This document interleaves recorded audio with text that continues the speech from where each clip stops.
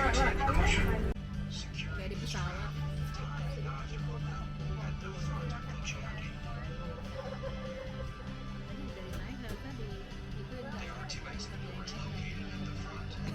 Dari naik harusnya di itu Passengers should also be reminded that smoking is not allowed on board. Please do not dispose any rubbish stern for a place to dock and unload their cargoes, human or otherwise, when the great ships anchored at the harbor. Tons of goods and supplies were stored in godowns or warehouses by the river, which are those buildings you see along the riverbank. One of the buildings here was Whampo's Ice House, which belonged to Hu Ah-kay, a prominent businessman from Whampo, China. Way before refrigerators existed, and had blocks of ice hauled from frozen lakes in America all the way here to Singapore. Unfortunately, his ice venture failed because expenses were simply too high.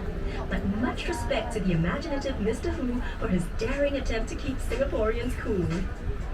Today, Singaporeans keep cool by sipping drinks by the river.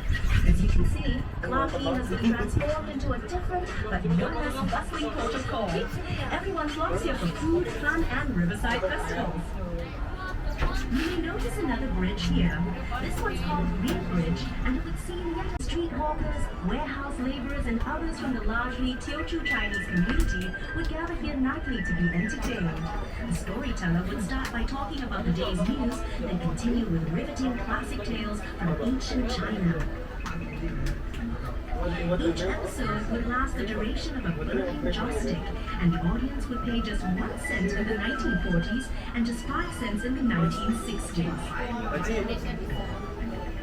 Chinese wayang or opera was a popular form of entertainment back then, and there were 2 Teochew opera theaters here. In the 1950s, admission to watch an entire performance was just 50 cents, but the common practice was to only pay 9 or 10 cents just to catch the last 10 minutes, which was the most exciting part of the show. Some might say this opportunistic spirit of frugalness endures amongst the most cunning of Singaporean businessmen.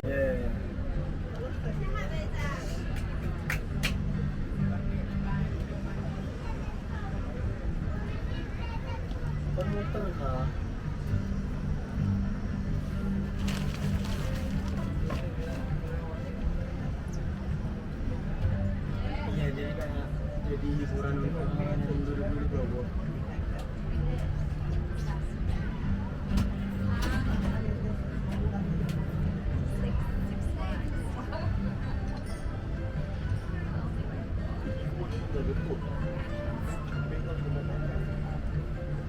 Betul.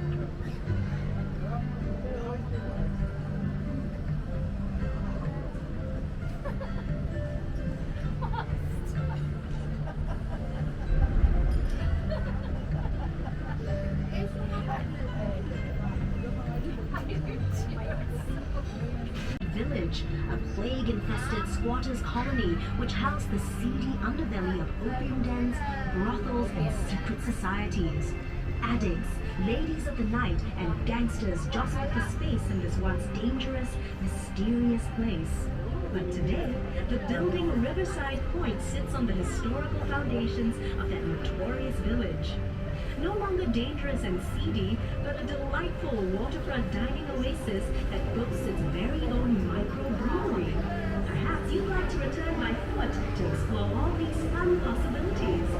Did you know that the paths along the Singapore River make up one continuous looping promenade that connects everything you see along the riverbanks? Take a leisurely stroll and soak in the atmosphere along the 6-kilometer promenade that flanks both sides of the river. As you take in the sights and sounds, you'll be comfortably shaded by lush greenery and definitely tempted by the many shops and cafes along the way. Look across the river and up to your left. See the lush green hill and the large tower overlooking ClarkeQuay and the river? That is Fort Canning Hill, where Raffles built his own bungalow, Singapore's first government house. He also planted a spice garden, Singapore's first experimental botanic garden, to cultivate commercially imported spices. The hill was later used by the British as an arms store, barracks, and hospital. See the one adorned with colorful windows on your left? Home to the Ministry of Information, Communications and the Arts, its multi-hued facade not only reflects Singapore's multicultural heritage, but also hints at the building's equally colorful past. Can you believe that this rainbow-splashed complex used to be the old Hill Street Police Station and was once considered a skyscraper? But that was before World War II. Vivid history, it's certainly no wonder the building was named a National Monument in 1998.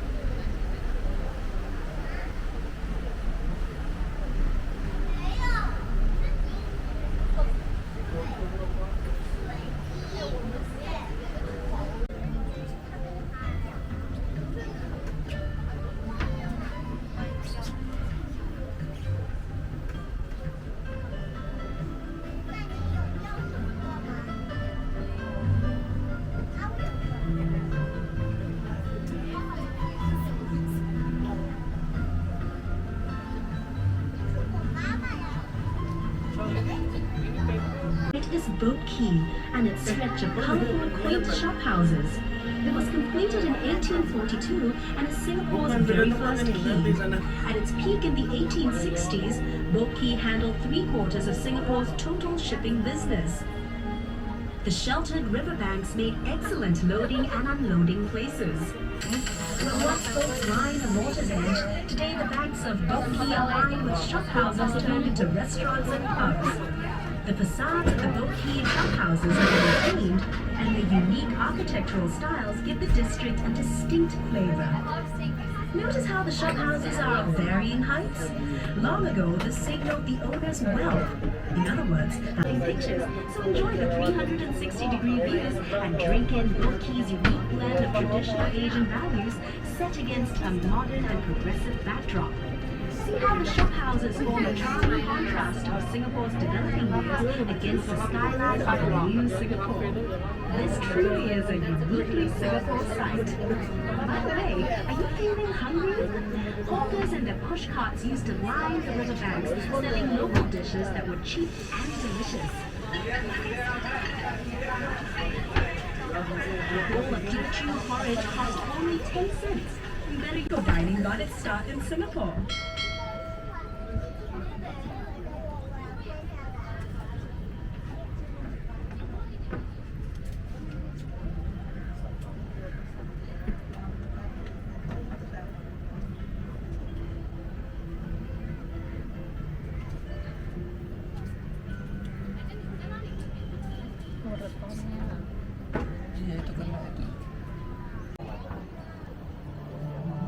Directly ahead is Cavanagh Bridge, completed in 1869 and named after Colonel Sir William Arthur Cavanagh, Singapore's last governor.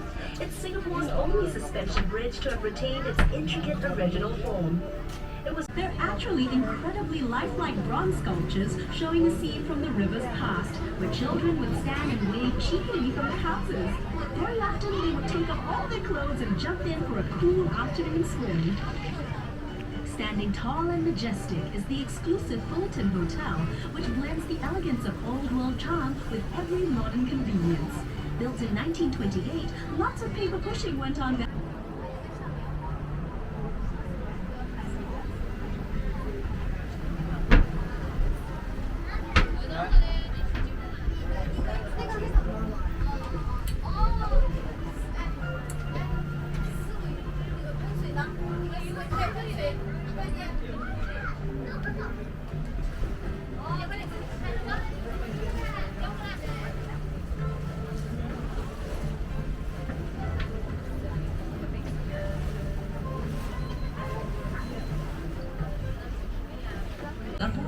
Meaning Lion City in Sanskrit, after he spotted a lion on its shores. The lion's head represents the lion spotted by the legendary Sang Nila Utama, while its fishtail symbolizes Temasek and Singapore's humble beginnings as a fishing village.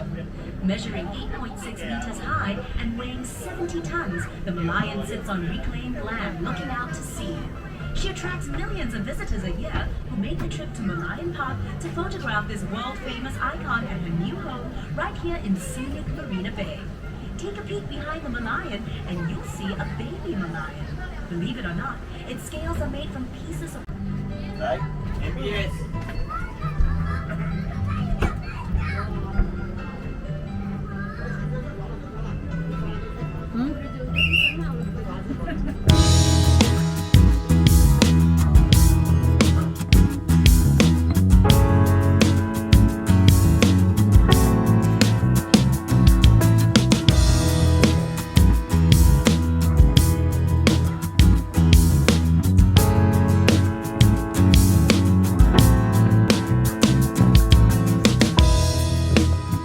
I'm gonna breathe you, 'cause God knows that I need you. I wanna love you so much it hurts. There are no words, but you don't exist in my world. Oh, all I ever wanted was to hold you in my heart for all the world to see. All I ever wanted is for the whole world to sing with me, yeah.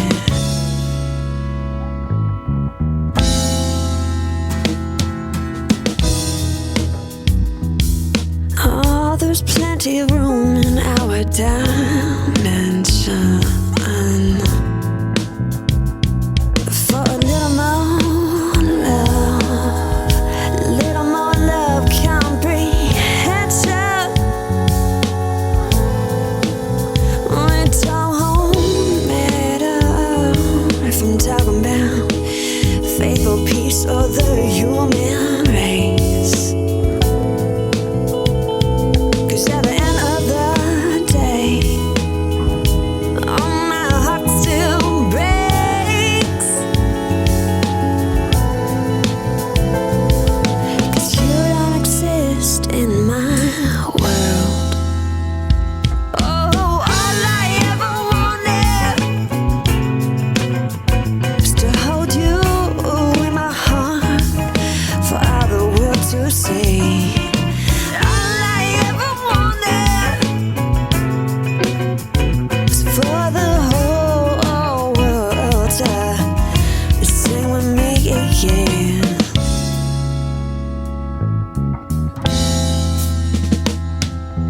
You don't exist in my world. All I ever really wanted was to hold you in my heart for all the world to see. All I ever wanted was for the whole world to sing with me, yeah. All I ever wanted was to hold you in my heart for all the world to see. All I ever really wanted was the world of my heart. The Empress Place building is now also a national monument and home to the Asian Civilizations Museum.